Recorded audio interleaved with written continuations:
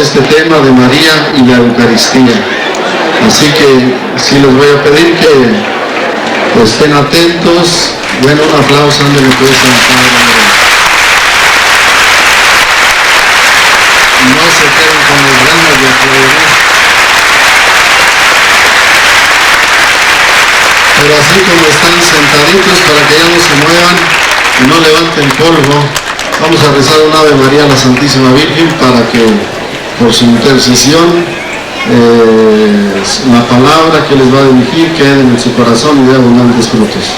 Así sentaditos. Dios te salve María, llena eres de gracia, el Señor es contigo. Bendita tú eres entre las mujeres y bendito el fruto de tu vientre Jesús.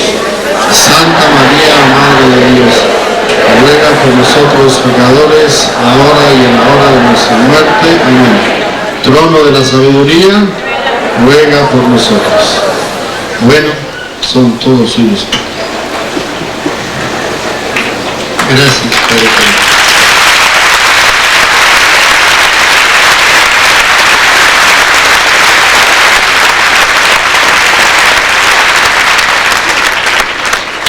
Paz y bien, hermanos, espero que por haber estado llenos de emotividad con el canto y el baile que acaban de dar para gloria de Dios, no se me vayan a dormir, no me vaya a pasar lo que al apóstol, alguno de ustedes se caiga y se golpee, mejor que no se me duerma nadie para evitar el problema. Vamos a comenzar nuestra reflexión con esta oración que yo voy a decir y ustedes mentalmente la van a ir repitiendo. Señor, nada más mentalmente, haz de nosotros un arco iris, un signo visible de paz y de reconciliación. Un audaz arco iris que nos una a todos en la única familia humana y en tu pueblo, el pueblo santo, por ti elegido. Un signo del cielo colocado por ti. Un signo de la promesa que nunca engaña. Así, el arco iris será para todos un signo de esperanza, un signo de tu amor por la creación, de la promesa de tu Espíritu que renueva la faz de la tierra. Haz que te sigamos con santa inquietud. Haznos inquietos cuando nos sentimos satisfechos y seguros de nosotros mismos, cuando somos mezquinos y limitados, cuando en vez de seguir caminando, creemos que hemos llegado a la meta.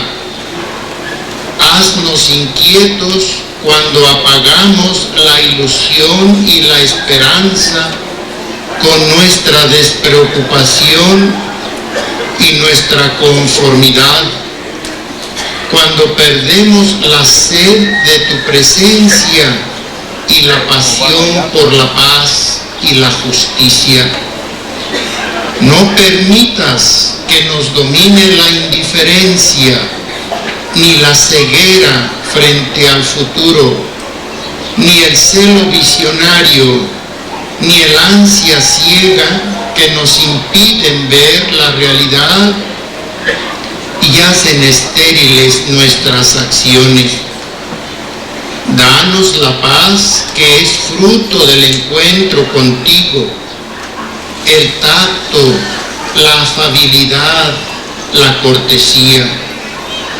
Danos amabilidad para con todo ser viviente y para con todas las criaturas, aún las inanimadas. Ayúdanos a permanecer despiertos para ser atrevidos frente a los retos de la vida y solidarios unos con otros, a estar siempre atentos a tu palabra, a ser sensibles al grito de los necesitados y estar abiertos a los jóvenes y a las generaciones futuras. Concédenos seguirte con total fidelidad. Sí, Señor, haz de nosotros un arco iris, un signo de esperanza para el mundo nuevo de este siglo y de este milenio nuevos. Amén. Amados hermanos, han estado meditando sobre la encíclica que tiene por título Eclesia de Eucaristía.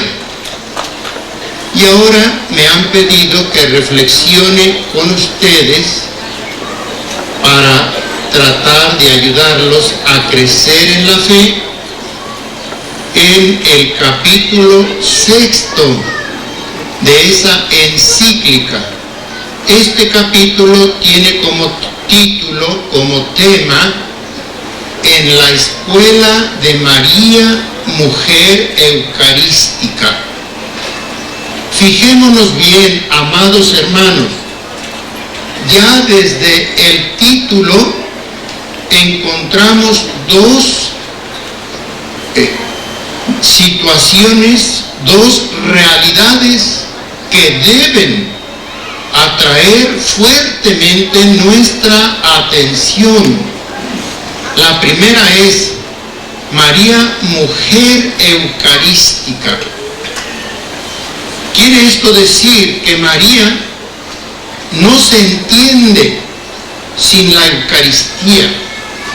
María es María porque supo vivir teniendo la Eucaristía como el eje de su existencia, porque puso en el centro de su fe, en el centro de su persona, en el centro de su amor, en el centro de sus acciones, a la Santísima Eucaristía. Y la otra realidad, María es maestra en la vida eucarística del cristiano. María ha formado una escuela porque ella es la formadora de Cristo, porque ella enseñó al Hijo de Dios que se encarnó en su seno para cumplir la misión salvífica. Pero ella no es solo madre de ese Cristo histórico, de ese Cristo cabeza de que habla el Evangelio, lo es también de la Iglesia, el cuerpo de Cristo, el Cristo total, lo es nuestra, como dice el libro de los Hechos de los Apóstoles. María está en medio de la comunidad cristiana, y la comunidad cristiana está reunida en torno a María para vivir y para realizar los misterios de nuestra fe. El Santo Padre, amados hermanos, entrando ya en el tema, nos ha dado esta encíclica el pasado jueves 17 de abril. Esto es el Jueves Santo de este año de 2003. Esto significa que nos la dio en un contexto pascual, pues la cincuentena pascual está enmarcada por el Tríodo Pascual y Pentecostés. En otras palabras, la encíclica tiene un fuerte carácter pascual, es decir, triunfal. La Pascua es el triunfo de Cristo, es la resurrección. es el triunfo definitivo de nuestro Señor sobre la muerte y todo lo que entraña el pecado. De manera que entonces es una encíclica que nos lleva al gozo pascual. Nos invita a la alegría de la victoria, a unirnos a Cristo y a sentirnos victoriosos con Él sobre el pecado, sobre la enfermedad, sobre la muerte, es decir, la liberación del hombre en cuerpo y en alma. Pero no solamente nos la ha dado en el contexto pascual, también tiene un contexto pentecostaliano. Ustedes son de la renovación en el Espíritu. Es decir, ustedes están viviendo intensamente este aspecto de la vida eclesial y de la fe. La apertura y la moción del Espíritu Santo. La iglesia tiene su raigambre en Cristo y en el Espíritu Santo. La iglesia nació, podemos decir, del costado de Cristo y se vivificó en Pentecostés. De manera que entonces, tanto la pasión de Cristo que conlleva la Pascua, por la muerte pasar a la vida, eso es la Pascua. También es la venida del Espíritu Santo, el abrirnos a la gracia y a la operación del Espíritu Santo. Entonces, la encíclica tiene esa doble finalidad: llevarnos a vivir la alegría de la libertad de los hijos de Dios, que ha tenido origen en la Pascua de Cristo, y llevarnos a esa vivencia de la fuerza de Dios en nosotros, así como irrumpió, por ejemplo, en Sansón, que lo llevó a destruir a los enemigos del pueblo de Dios y a darle la victoria al pueblo del Señor. Así también nosotros tenemos que abrirnos a la gracia de Dios, a la fuerza transformadora de Dios nuestro Señor, y luego dejar que esa fuerza cunda, llegue a la iglesia, transforme a la iglesia en la iglesia que nuestro Señor quiere para este milenio que ahora estamos iniciando. Pascua es la fiesta fundamental de la celebración del año litúrgico, por lo que comprende 50 días que se celebran como un solo día de fiesta, como el gran domingo, el domingo de Pascua. La culminación de este tiempo es Pentecostés. Con la venida del Espíritu Santo se cumple el ciclo pascual de la pasión, resurrección y glorificación de Cristo Jesús el Señor. La Pascua se celebra especialmente en Cristo, pero no exclusivamente. También se celebra en la iglesia, esto es, en el Cristo total, en el Cristo cabeza y en el Cristo cuerpo. En la iglesia, la siempre Virgen María ocupa un lugar especialísimo. Es la primera creyente, la primera cristiana, la primera discípula, que en una palabra es la primera que es fiel a Cristo nuestro Señor. Ella está unida indisolublemente a Cristo, a la obra de Cristo y por tanto a la iglesia. Hay misterios de la vida y obra de Cristo en los que María está implicada de modo indisoluble, como la encarnación, el nacimiento de Jesús. En ellos se celebra ante todo al Hijo, pero también en unión estrecha con el Hijo a María la Madre. Hay celebraciones, en cambio, marianas, que se centran en el privilegio fundamental de la Virgen María, la maternidad divina.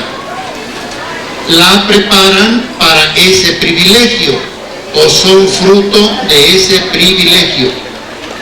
Así la Inmaculada Concepción y la Asunción, por ejemplo.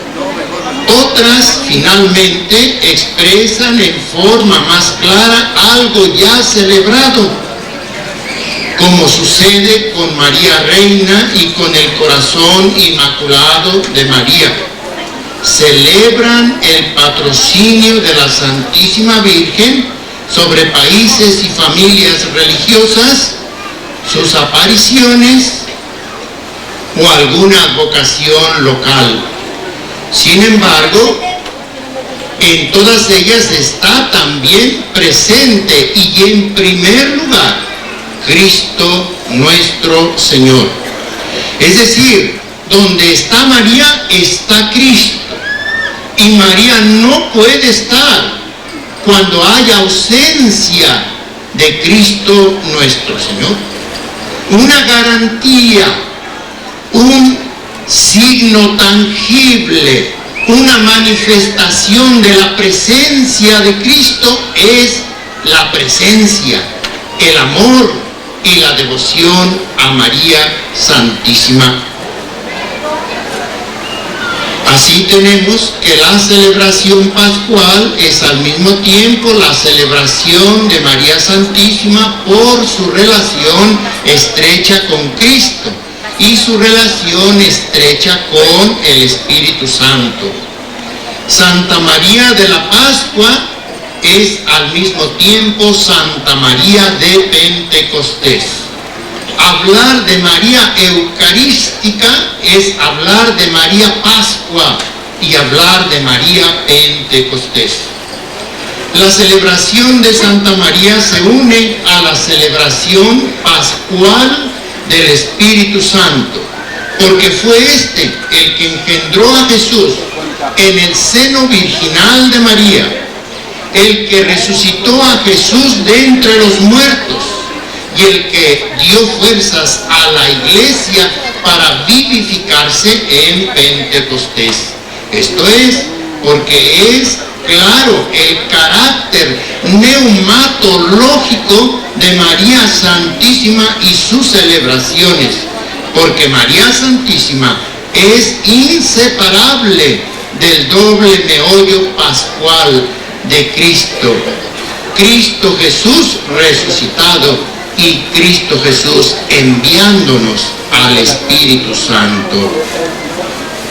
Amados hermanos, después de esta introducción, vamos a entrar al pasaje mismo del capítulo 6, que abarca de los números 53 a 57.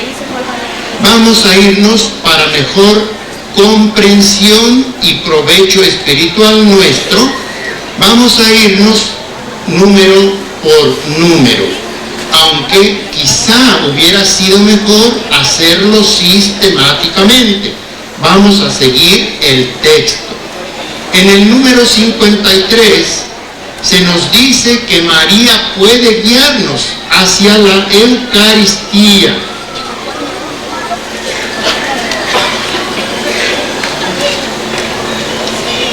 Porque tiene una relación profunda con ella, una relación de María Santísima que puede ser modelo para la Iglesia, es decir, para todos nosotros en unión fraterna.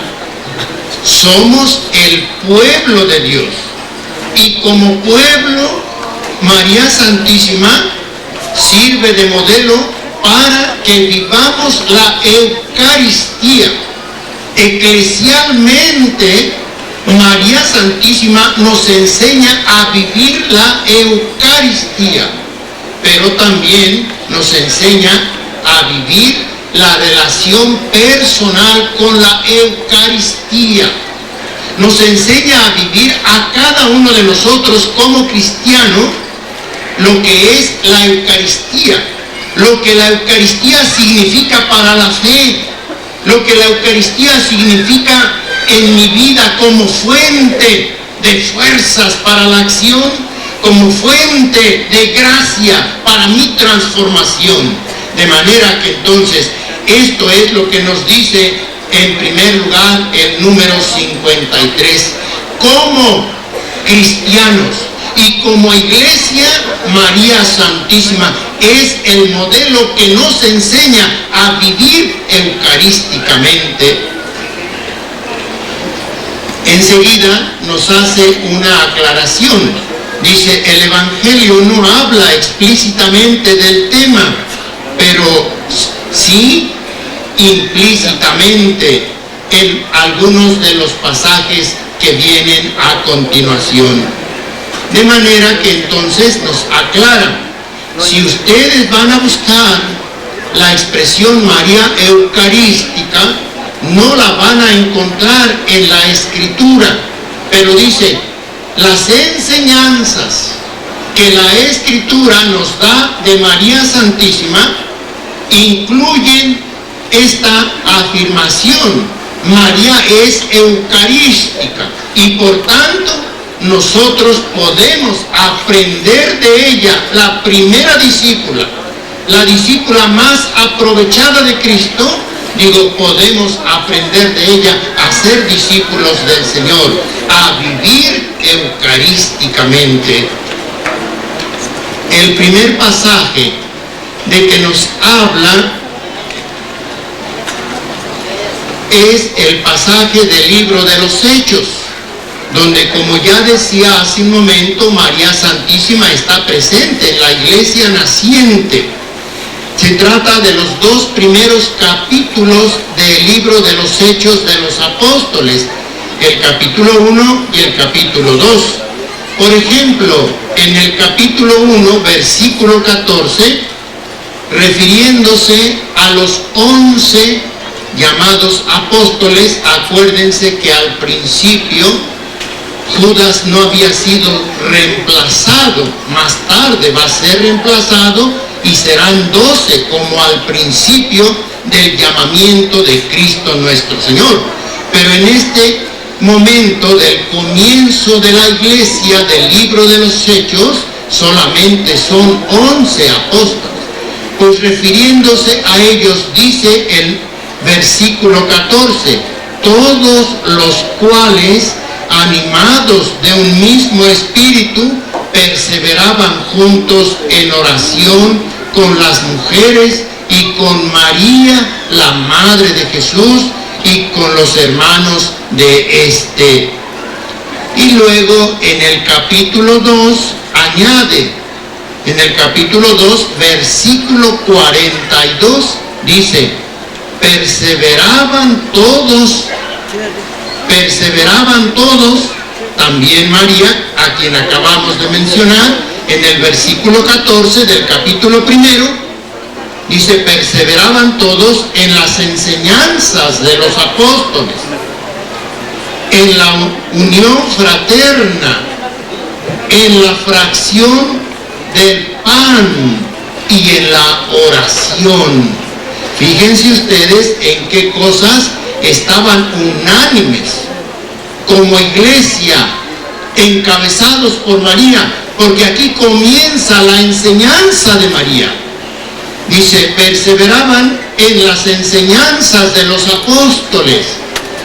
¿Quiénes son ahora entre nosotros los apóstoles? ¿Quiénes son los sucesores de los apóstoles actualmente en la iglesia? ¿Quiénes? Pero principalmente, ¿quiénes? Los obispos. ¿Quiénes? A ver, que yo lo oiga, porque oigo algarabía, pero no oigo. ¿Quiénes son? Los obispos. Otra vez, ¿quiénes? Exacto. Ellos son los principales representantes. Los sacerdotes también lo somos, pero por participación, ¿verdad? Los obispos tienen la plenitud del sacerdocio que Dios entregó a la iglesia. De manera que entonces nosotros los presbíteros, sacerdotes, dicen ustedes, presbíteros, participamos en el sacerdocio de los obispos. Somos el presbiterio, el vejorio. Presbítero quiere decir viejo. Somos los viejos que estamos ayudando al obispo en el ministerio. De manera que entonces son los obispos. Tenemos que perseverar en las enseñanzas de los apóstoles, estar atentos a las enseñanzas de la Santa Madre Iglesia dadas a través de los obispos. Luego dice enseguida el texto, en la unión fraterna. Esto es muy difícil, amados hermanos. Si ustedes han leído el libro de los Hechos, se darán cuenta cómo una pareja, unos esposos, Ananías, vivieron como hermanos en la primitiva comunidad cristiana. Que no oyen, allá dicen. A ver, los del sonido dicen que no se oye ya.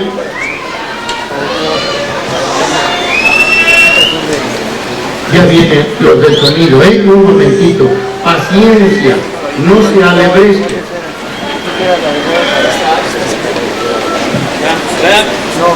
Bien, ¿ya oyen ahora? Que todavía no.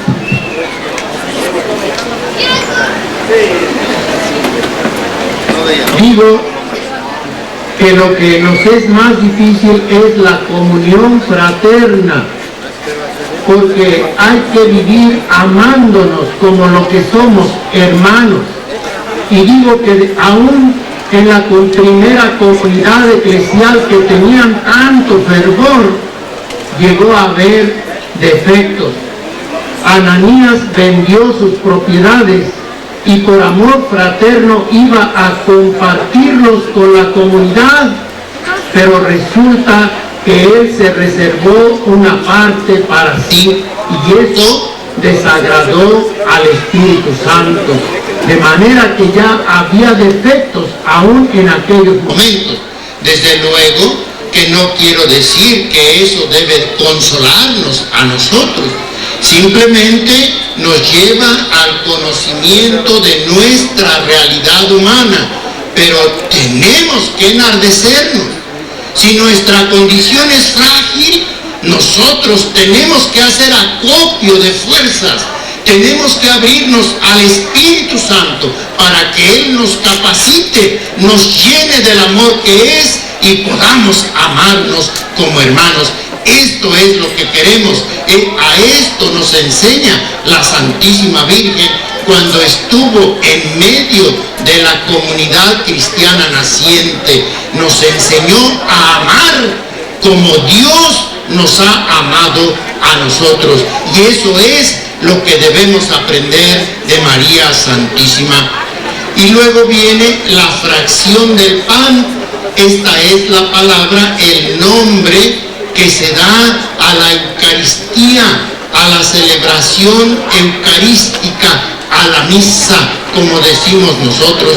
De manera que estaban todos ellos participando en la celebración eucarística y finalmente en la oración. Entonces aquí tenemos, como decía el Santo Padre, una referencia no explícita, pero sí implícita del carácter eucarístico de María Santísima. Luego viene el número 54.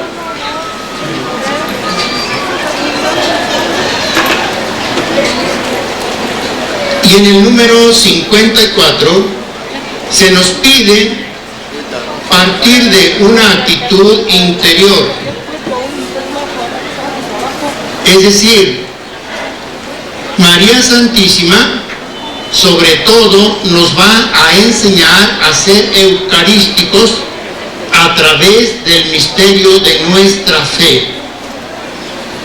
La Eucaristía es misterio de fe, de la aceptación plena de la palabra de Dios. Y nadie como María tiene esta actitud. Ustedes se acordarán, el modelo de la fe en el Antiguo Testamento es Abraham.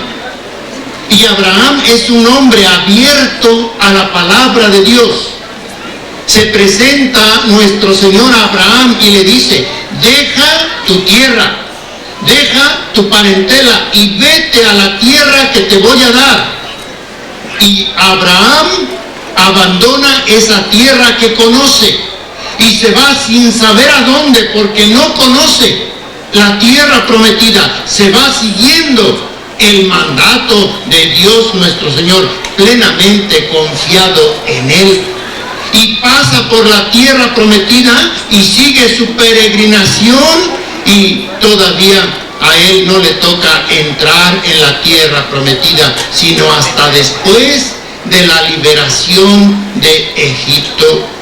Pero Abraham creyó en la palabra de Dios nuestro Señor. Y María Santísima en el Nuevo Testamento hace algo semejante a Abraham. Se le presenta el ángel Gabriel, lo dice San Lucas en el primer capítulo del Evangelio. Se le presenta el ángel Gabriel y la saluda con un saludo que a ella la desconcierta, porque no le llama María, le dice: alégrate llena de gracia. La llama llena de gracia. El ángel es el mensajero de Dios, de manera que el ángel le está diciendo: alégrate tú, que eres ante Dios la llena de gracia. A ti, a quien el Señor te manda decir que agradas a su presencia. Y ella se desconcierta, y digo, el ángel le anuncia que ella es la elegida para la encarnación del Verbo eterno de Dios, que se hace hombre para convivir con nosotros y para redimirnos, para mostrarnos en definitiva su amor. De manera que Dios le dice: en tu seno se va a hacer carne el Verbo eterno del Padre. Y se lo dice por medio de un ángel, y María Santísima no duda. María Santísima no pide pruebas. María Santísima dice: hágase en mí según tu palabra. Es decir, hay una apertura absoluta, plena, incondicional a la palabra de Dios. Basta que Dios diga esto y María lo acepta. Esa es la fe que necesitamos para ser eucarísticos. Misterio de fe es la expresión con que la liturgia llama a la Eucaristía. No podemos sin la fe acercarnos a la Eucaristía. Solo con la fe podemos contemplar en el pan y en el vino consagrados, en las especies, podemos ver la realidad de la persona de Cristo nuestro Señor, su cuerpo, su sangre, su alma y su divinidad. Si llegamos a tener siquiera un poco de la fe que María Santísima tuvo, entonces nosotros podremos llegar a comprender el misterio de la Eucaristía, a vivir el misterio de la Eucaristía. Ahora, amados hermanos, da tristeza que muchas veces pasamos frente al Santísimo y pasamos corriendo sin ningún recato, sin ningún respeto. Pasamos y mal hacemos, si acaso, una inclinación casi de burla, más que de reverencia, más que de adoración, cuando deberíamos postrarnos en tierra, porque estamos ante el Hijo de Dios, porque estamos ante Dios mismo, porque no hay diferencia entre el Padre y el Hijo, son un solo Dios. Necesitamos aprender esa fe de María para enardecernos también en el amor y tenerle amor a Cristo Jesús presente en la Eucaristía.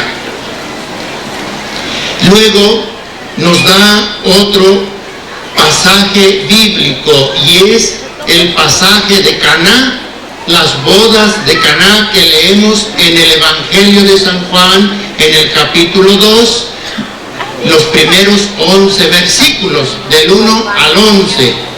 Allí, María Santísima les dice a los que están sirviendo cuando falta vino y se lo ha notificado a Cristo nuestro Señor.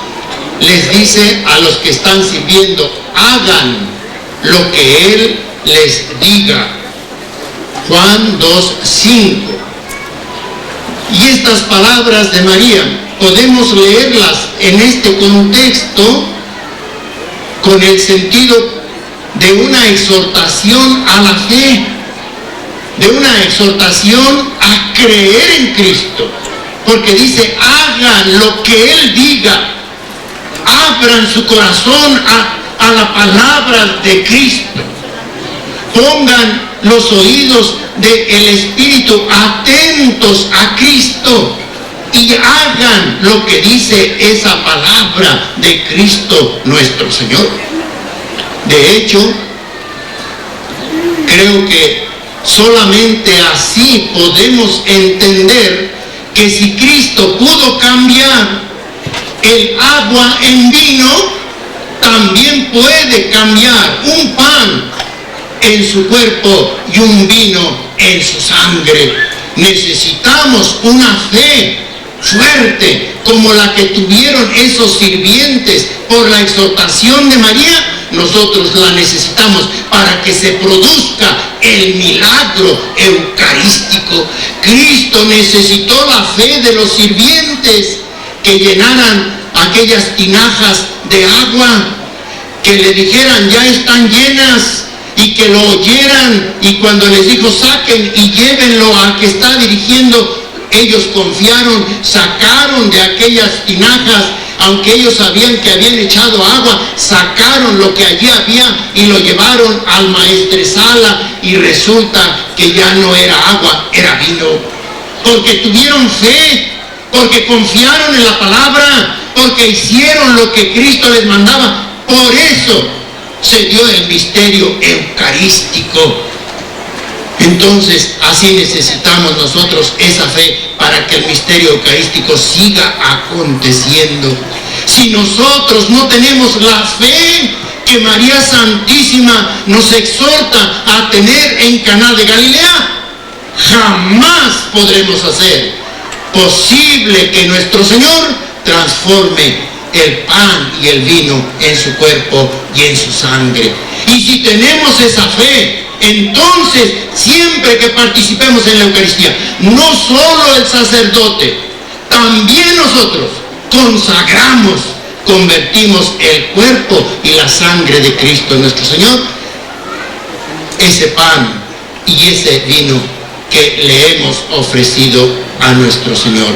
De manera que, amados hermanos, esta es la enseñanza que nos dice el Santo Padre, está en el pasaje de Caná de Galilea.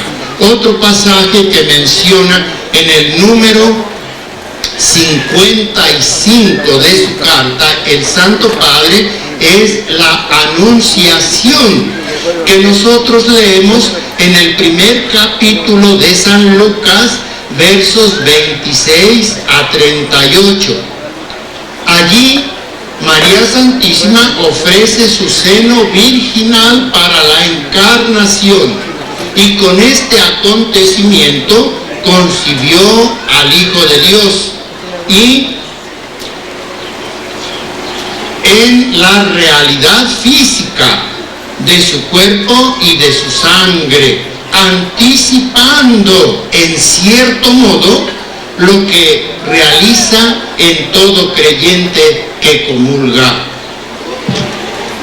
En el fiat de María y el amén del comulgante hay una analogía, una semejanza de significación: creer que a quien concebía, en el caso de María, era el Hijo de Dios, y creer que el Hijo de María, en el caso del comulgante, se hace presente con todo su ser humano y divino en las especies del pan y del vino y llega al centro de nuestra persona, a nuestro corazón.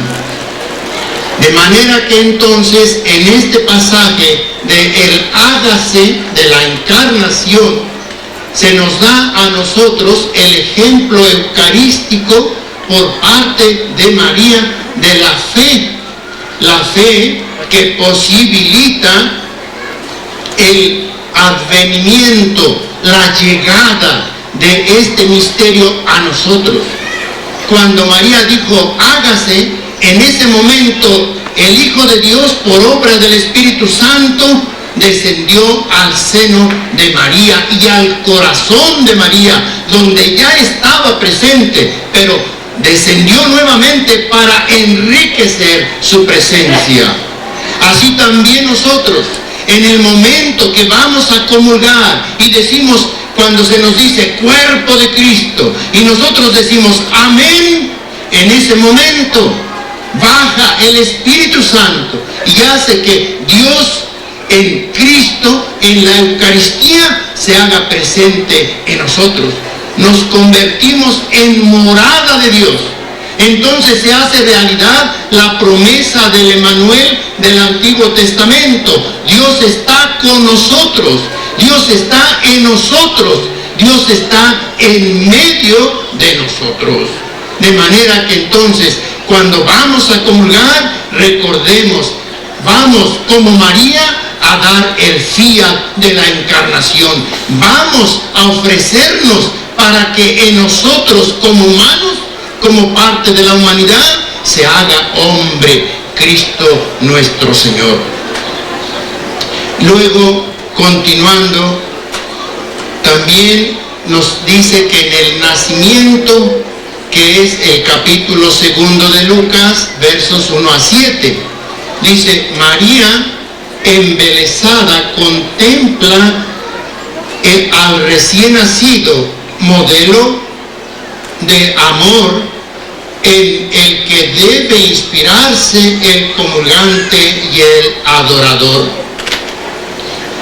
Cuando Cristo Jesús nace, María Santísima lo contempla, pero al contemplarlo ve a Cristo Eucaristía, ve a Cristo que tiene un cuerpo que nos santifica y nos salva, ve al Hijo de Dios hecho hombre, ve al Hijo de Dios que es uno de nosotros y lo adora con el amor materno, lo adora con el amor virginal, es decir, pleno, lo adora con la plenitud del amor humano, y de esa manera ella se convierte en la primera adoradora de Cristo nuestro Señor. Nosotros tenemos también que aprender ese amor. Junto con la fe tenemos que aprender el amor de María hacia Cristo nuestro Señor, amarle con amor materno. Así decía San Francisco, somos madre de Cristo cuando nosotros lo engendramos por nuestro buen corazón y nuestras buenas obras. De manera que tenemos que encarnar a Cristo nuestro Señor con una vida santa, pero también recibiéndolo a Él con amor, a Él que es el santo, para que more en medio de nosotros. Luego, en el número 56 nos habla de la presentación al templo, que es el capítulo 2 de San Lucas, versículos 21 a 39. Allí Simeón le anuncia la crucifixión a María, la crucifixión del Hijo, lo que hace que María se prefigure su presencia al pie de la cruz y se prepare día a día para ese momento del Calvario. Vive en esos dos aspectos una Eucaristía anticipada, el sacrificio eucarístico y la comunión espiritual. Fíjense ustedes, en la presentación María es el modelo del carácter sacrificial de la Eucaristía. Cuando celebramos la misa, amados hermanos, no nada más estamos ofreciendo a Cristo, a Él lo ofrecemos en primer lugar, pero con Él nos ofrecemos nosotros. Él es la cabeza y nosotros el cuerpo, de manera que nos ofrecemos necesariamente con Él. Tenemos que ser conscientes. Cuando voy a misa y el sacerdote levanta el cáliz para el ofertorio o levanta la patena para el ofertorio, allí en el cáliz y en la patena estoy también yo. Estoy presente, soy pecador, lo reconozco, pero estoy presente allí, porque aunque soy pecador, confío en la misericordia de Dios que perdonará mis pecados. Confío en que Dios nuestro Señor, a pesar de que soy pecador, no se niega en venir a mí, no se niega en dárseme para que yo pueda transformarme a semejanza suya. De manera que entonces en la presentación nosotros nos estamos ofreciendo como Cristo para ser víctimas. Queremos ser pecadores arrepentidos, queremos ser pecadores en conversión, queremos ser pecadores que caminen a la unión estrecha con Cristo nuestro Señor por medio de la santidad. Y eso es precisamente lo que nos hace ser parte del sacrificio eucarístico, ser sacrificio que tiene ofrenda a Dios nuestro Señor, ser un sacrificio, una ofrenda para Dios nuestro Señor. Y no solamente serlo allí, sino el deseo también de que Cristo venga a nosotros. Queremos llegar a la perfección en la conversión, queremos llegar a ser un recipiente perfectamente preparado de Cristo. Y para ello necesitamos la ayuda del mismo Cristo. Solo Él puede capacitarnos, enseñarnos a recibirlo dignamente. Y por eso necesitamos el deseo de que Cristo venga, de que esté con nosotros, de que ayude antes de su llegada, nos ayude ya a prepararnos para recibirlo. Y eso es la comunión espiritual. De manera que aquí nos exhorta el Santo Padre a ser como María, acompañantes de Cristo en la cruz, no temer al sufrimiento, comprender que el sufrimiento es participar en la pasión de Cristo, saber que lo que yo estoy sufriendo está uniéndose al dolor de Cristo para redimirme y para redimir al mundo. Y también nos exhorta a que deseemos durante el día, en varias ocasiones, la recepción del cuerpo y la sangre de Cristo nuestro Señor, que nos prepare para la próxima comunión real de su cuerpo y de su sangre. Continúa el texto y dice también de la última cena, que es el capítulo 22 de San Lucas, en los versos 7 a 20, y aclara en primer lugar el Santo Padre que María Santísima, de acuerdo con el Evangelio, no estuvo presente en la última cena, en la institución de la Santísima Eucaristía. Pero indudablemente, dice el Santo Padre, los apóstoles le referían la institución de la Eucaristía. Ella les hablaba a los apóstoles de la infancia de Cristo que ellos no habían visto, y María sí. Y María les preguntaba y ellos les narraban la institución de la Eucaristía que ellos habían visto y María Santísima no. De esa manera ambos tenían algo que platicarse. Pues María Santísima oía con atención el relato que los apóstoles le hacían de la institución de la Eucaristía. Y dice, todo esto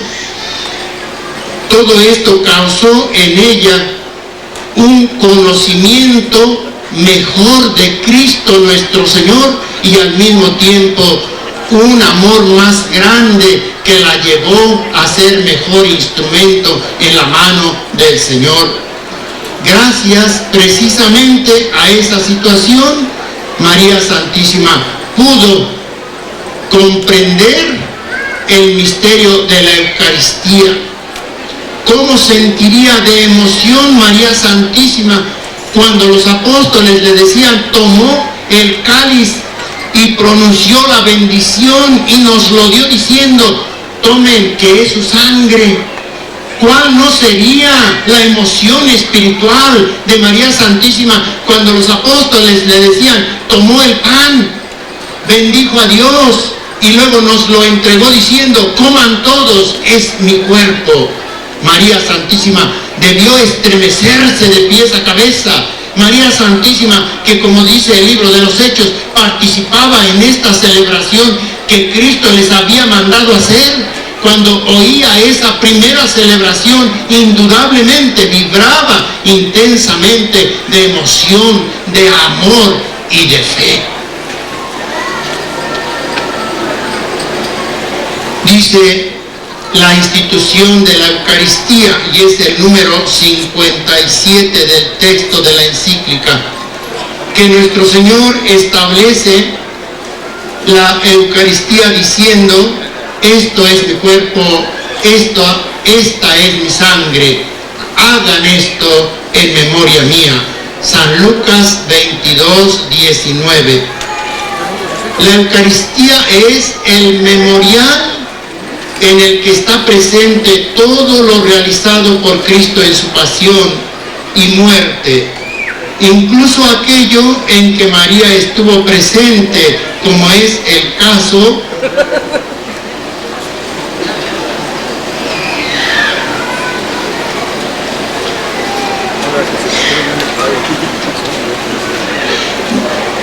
de la relación del cristiano, es decir, cuando María estuvo junto a la cruz, estaba también el discípulo amado, Juan, con ella. Y a María Santísima le dijo Jesús, he ahí a tu hijo, y a Juan le dijo, he ahí a tu madre. Estableció una relación entre el cristiano y María, relación materno-filial.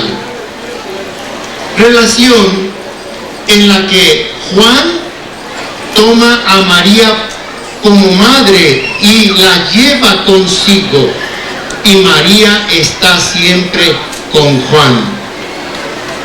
Ahí es donde nosotros debemos encontrar otro ejemplo eucarístico de María, la fidelidad a la presencia. La Eucaristía es Dios con nosotros, Dios que está en medio de nosotros, Dios que ha encontrado en medio de su amor y de su capacidad de creación el modo de permanecer hasta el fin de los tiempos con nosotros.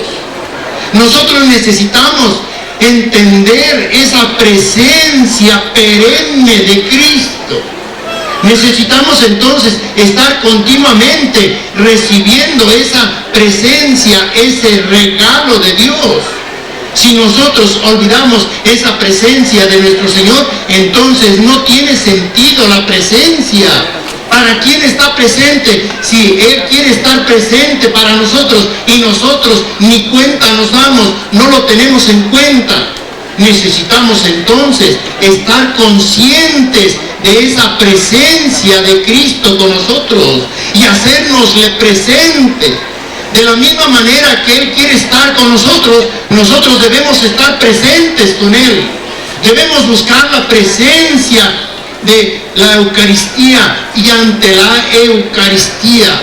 Si físicamente no podemos, si espiritualmente, siempre debemos llevar en la mente y en el corazón a Cristo Eucaristía, para que de esa manera siempre esté con nosotros y nosotros siempre estemos con Él. En la celebración eucarística, la Iglesia se une plenamente a Cristo y a su sacrificio, haciendo suyo el Espíritu de María, Espíritu que se encuentra en el Magnificat, el Magnificat y la Eucaristía son un canto de alabanza y de acción de gracias. En aquel María alaba al Padre por Jesús, en Jesús y con Jesús, que es la verdadera actitud eucarística. De hecho, en la Eucaristía, por Cristo, con Cristo y en Cristo, nos ofrecemos al Padre Celestial. De manera que entonces, esto viene a enseñarnos la dinámica de la Eucaristía. Y nos dice que esa dinámica eucarística debe ser la dinámica de nuestra vida cristiana. Buscamos al Padre, queremos llegar a la casa del Padre, somos sus hijos, queremos disfrutar del amor paterno. Para ello nosotros necesitamos un camino, y ese camino es Cristo.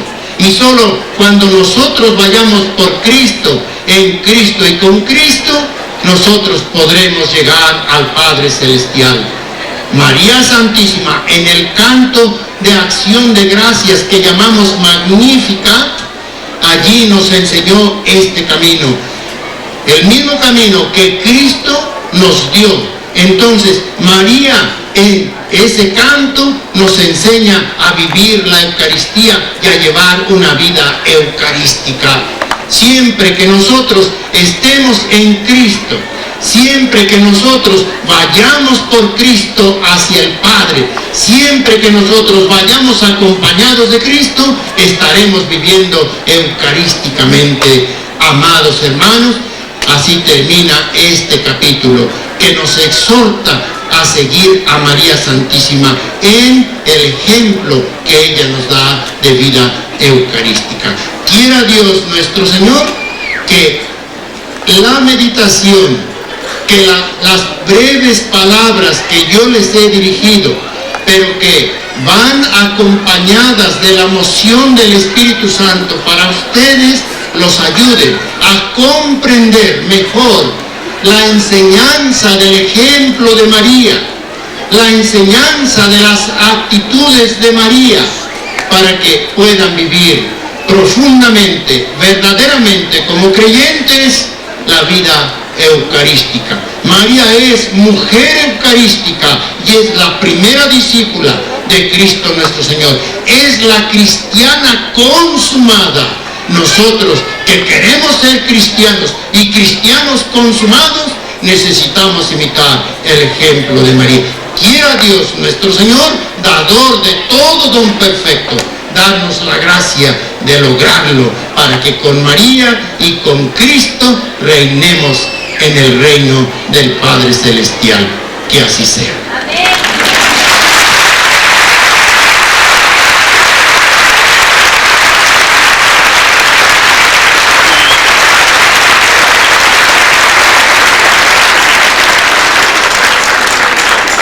Agradezco al Padre Provincial, el Padre Eulalio, el que haya dedicado este tiempo para compartir su experiencia de Eucaristía, hablándonos de María. Ojalá que haya quedado un mensaje en su corazón para que lo vivan en la vida. Gracias, Padre.